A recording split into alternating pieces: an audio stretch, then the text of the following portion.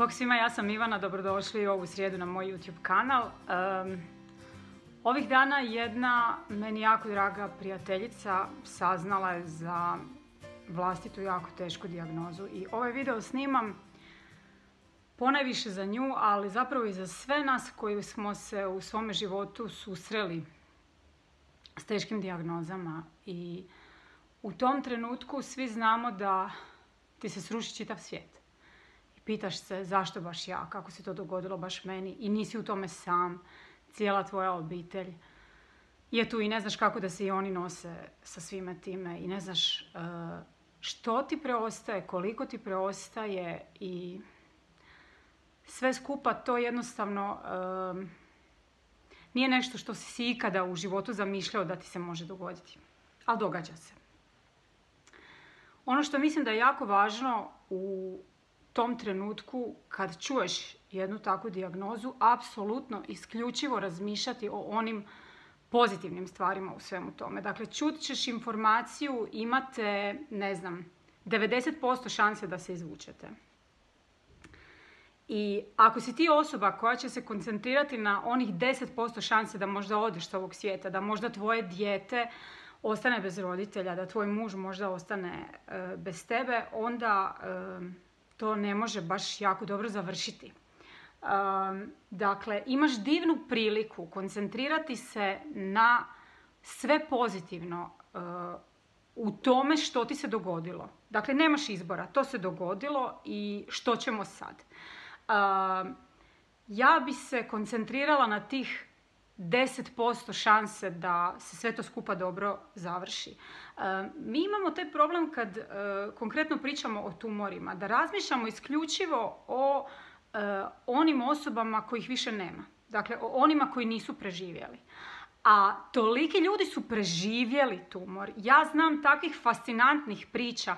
Ljudi kojima je pomogla uz medicinu i alternativa, različite druge metode. Dakle, a mi okrenemo pažnju na one ljude kojih više nema tu. Dakle, to je potpuno pogrešno.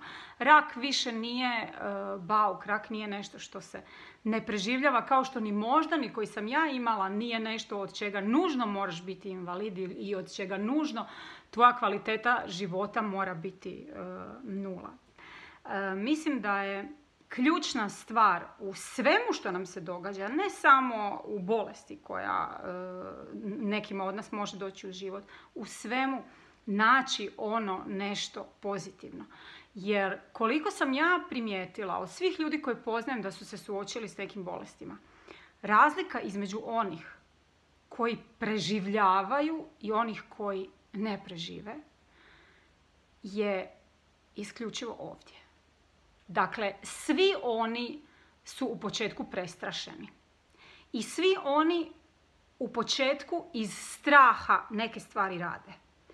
Ali ono što neki od njih, dakle oni koji se izvuku, shvate u jednom trenutku, da stvari treba raditi iz ljubavi, a ne iz straha. Da ti iz ljubavi moraš željeti, primjerice, promijeniti prehranu, a ne iz straha od toga da ćeš možda umrijeti, ne iz straha od toga da ti se dogodila ta bolest. U tom je velika razlika, jer iz straha samo ružne stvari u naš život dolaze, a iz ljubavi, koja je jedna od dvije osnovne emocije, jedna je ljubav, druga je strah, to vam tako često ponavljam, iz ljubavi idu uvijek sve same lijepe stvari, iz ljubavi ide plus, iz straha ide minus. Dakle, odluči da iz ljubavi više, primjerice, ne želiš pušiti. Ne iz straha, neću više pušiti zato što mi se može dogoditi da umrem. Ne, iz ljubavi prema svome tijelu ne želim više pušiti. Iz ljubavi prema svome tijelu želim se sada hraniti onako kako mi savjetuju doktori, onako kako sam saznala. Iz ljubavi želim proučiti kako su se drugi spasili, što je drugima pomoglo, a ne iz straha. Ključna stvar u tome svemu je ljubav. Sjeti se također razloga zašto želiš živjeti. Jako važno.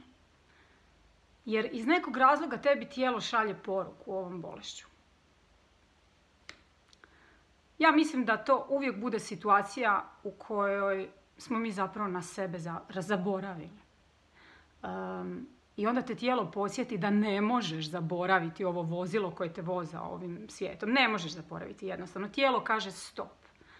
Zaboravila si na mene, sad ćemo te podsjetiti da se bez mene ne možeš ovim svijetom voziti. Dakle, sjeti se, uz sve ovo čemu sam pričala, sjeti se zašto voliš živjeti. Zašto želiš živjeti. To sada zvuči jako paradoksalno, pa ko ne bi želio živjeti. Ali ja mislim da u tim trenucima kad mi zaboravimo na svoje tijelo, pa jurimo kroz svoj život misleći da to tijelo može sve, jel? Zaboravimo se. Pa nas tijelo na to podsjeti. Dakle, pa mislim da jednako tako i zaboravimo sve ono nešto zbog čega se isplati živjeti. Sve ono nešto zbog čega volimo živjeti. U cijeloj toj jurnjavi. Zaboraviš ono da se voliš prošetati s mužem, da se voliš, ne znam, družiti s prijateljicama, da voliš pročitati dobru knjigu. U jurnjavi konstantnoj za novcem. Ja? Zašto želiš živjeti? Jako važna stvar. Sjeti se zašto želiš ostati na ovome svijetu. I iz te ljubavi prema životu, iz te ljubavi prema svome tijelu, onda radi sve ono što ti može pomoći da ovu stvar nadvladaš. A imaš 90% šanse za to da preživiš. To je tako puno. To je tako puno. I da imaš 50% šanse da preživiš. I to je tako puno, jer ćeš se koncentrirati na tih 50% i radit ćeš sve ono što ti doktori kažu. I sve ono što ti sam osjećaš da trebaš raditi. Isto tako mislim da trebamo razmišljati svojom glavom. Ako ti se čini da si dobio doktora koji priča stvari koje s tobom se koje te ne dodiruju, pa traži novog doktora. Uz dužno poštovanje, doktore, mi se ne razumijemo, ja bi tražio nekog drugog. Ja sam zaista imala divnu sreću kad se meni dogodio moždani, da su krasni doktori cijelo vrijeme bili uz mene i nisam išla tražiti druge ljude. Ali, brate mili, ako ti osjećaš da ti oni ne mogu pomoći, da ti govore stvari koje s tobom ne rezoniraju, traži nekog drugog. Bori se za svoj život, ali ne iz straha, nego iz ljubavi. To bi bila neka moja osnovna poruka. I, dragi moji, htjela bih čuti pogotovo sve priče svih vas koji ste se suočili s teškim dijagnozama, koji ste se jednako tako kao ja, kao moja prijateljica, koji ste se jednako tako prvo prestrašili dok se niste podsjetili zašto želite živjeti. Što vam je u tome najviše pomoglo? Tko vam je najviše pomogao? Da li su to bile neke knjige, neki ljudi, neka prehrana, neke tehnike? Dakle, Ho'oponopono je jedna od tehnika koja je mnogo pomogla mnogim ljudima koji su se suočavali s različitim bolestima. Da li ste vi naletjeli na neku drugu tehniku, zanimljivu tehniku? Sve te stvari, ajmo ih staviti ovdje dolje. Vjerujem da će ovdje, osim moje prijateljice, biti puno onih ljudi kojima bi ovo moglo pomoći. I zbog toga sam ponosna na sve nas koji ćemo na takav zajednički način širiti neku nadu i vjeru, ne samo u bolji život, nego u život. Ljudi moji, sjetimo se svi zašto volimo živjeti. Radimo stvari zbog zdravlja. Okrenimo misli ka zdravlju, a ne ka bolesti. Ljudi kad saznaju da su bolesni, onda se doživljavaju bolesnima. Ma nije to bolest, to je nekakav zdravstveni izazov. To je izazov s kojim se suočavaš da bi bio bolji, veći čovjek. I toliki ljudi su uspjeli u tome. Ko kaže da nećeš uspjeti ti u tome? Kogod da se sad pronaša u ovim riječima, kogod da se baš ovih dana suočava s takvim teškim stvarima, svima vam šaljem hrpu ljubavi. Iz dubine moje duše. Vjerujte u to da ste snažni, da ćete pobijediti sve ovo što vam se događa.